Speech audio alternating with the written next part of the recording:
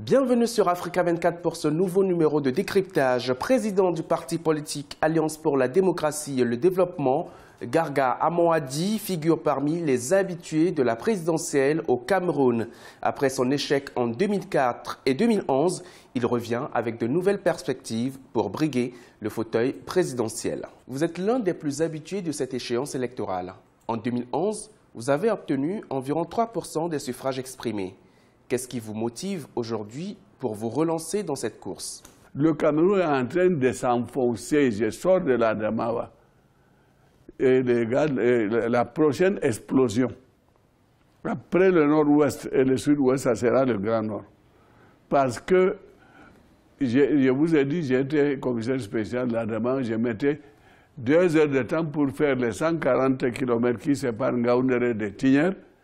Et cette fois-ci, j'ai fait 5 heures et demie. Les routes sont tellement en mauvais état dans la Damawa, dans le Grand Nord. Rien n'a changé depuis l'indépendance. Et c'est dommage.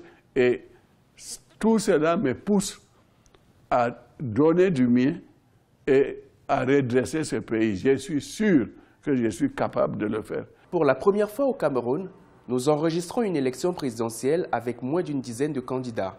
Est-ce pour vous le signe d'une marche vers l'alternance? L'alternance, c'est la limitation des mandats. Quand on dit que quelles que soient vos qualités, vous ne devez pas faire plus de 2 mandats, par exemple de 5 ans, cela ouvre la voie à l'alternance. Mais quand cette disposition n'existe nulle part dans notre législation, cela veut dire que l'alternance est bouchée. C'est-à-dire que nous sommes dans un système qui se situe entre la monarchie absolue et l'oligarchie. C'est dommage, je ne le pensais pas du président en exercice en ce moment, mais il s'y accroche et peut-être voudrait-il mieux faire. C'est trop tard, il a 86 ans. Ce n'est pas à cette date qu'on peut arriver à faire ce qu'on n'a pas pu faire en 36 ans. Quels sont les grands axes de votre projet de société? L'ADD dispose d'un programme qui s'appelle « Ainsi pourrait devenir notre pays », c'est-à-dire si son contenu était appliqué, voilà le pays que nous aurions. Et ce programme est subdivisé en 3 parties. La partie politique, la partie économique qui s'appelle l'économie humaniste et la partie sociale, éducative et culturelle. L'économie humaniste a réussi à marier les deux, un mariage de raison et d'intérêt. Cela veut dire que le travailleur ne sera pas que travailleur. Les travailleurs, on a trouvé une technique de convertir la masse de travail dans la production et d'évaluer cette masse de travail par rapport au capital et de rendre une partie des travailleurs actionnaires à partir de là. Et le gouvernement camerounais a copié mon projet de société. En ce moment, il y a des travailleurs qui sont élus par des délégués du personnel et il y a un membre du conseil d'administration par entreprise. Que cela me remercie. Il n'avait jamais eu cette idée-là. Quelles seront vos priorités une fois élus?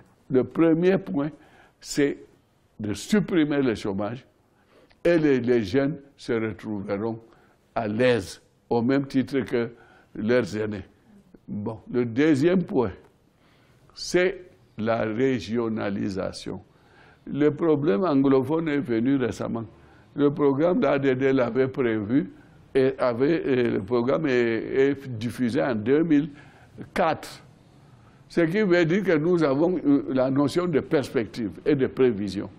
Nous avions prévu des régions décentralisées politiquement, parce que quand on parle de décentralisation, on ne maîtrise pas. Il y a 2 types de décentralisation. Et nous avons dit, les régions qui sont au nombre de 10 aujourd'hui peuvent, si elles le désirent, fusionner entre elles les régions limitrophes, fusionner entre elles et de former une région à la seule condition que le nombre de régions ne soit pas inférieur à 5.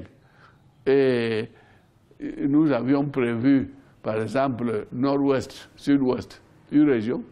Littoral ouest, une région. Centre-sud-est, une région. Grand Nord, une région. Et vous auriez des entités qui ont un contenu semblable. Avez-vous un message pour les électeurs? Alors donc, les électeurs, je leur demande d'être lucides, de cesser d'être naïfs, de ne pas courir derrière 500 ou 1000 francs, mais de courir pour l'avenir et pour leurs enfants. Je leur demande de ne pas se laisser intimider. Dieu n'a pas intimidé les gens. Ce n'est pas un individu, qui soit-il président de la République ou gendarme, qui doit les intimider. Donc il ne faut pas qu'ils soient intimidés et qu'ils votent en leur âme et conscience et que l'ECAN fasse son travail parce que notre pays est au bord de l'implosion. Si jamais il y a des fraudes électorales, vous entendrez qu'il y aura des étincelles qui vont encore jaillir d'autres régions que celles qui en ont déjà.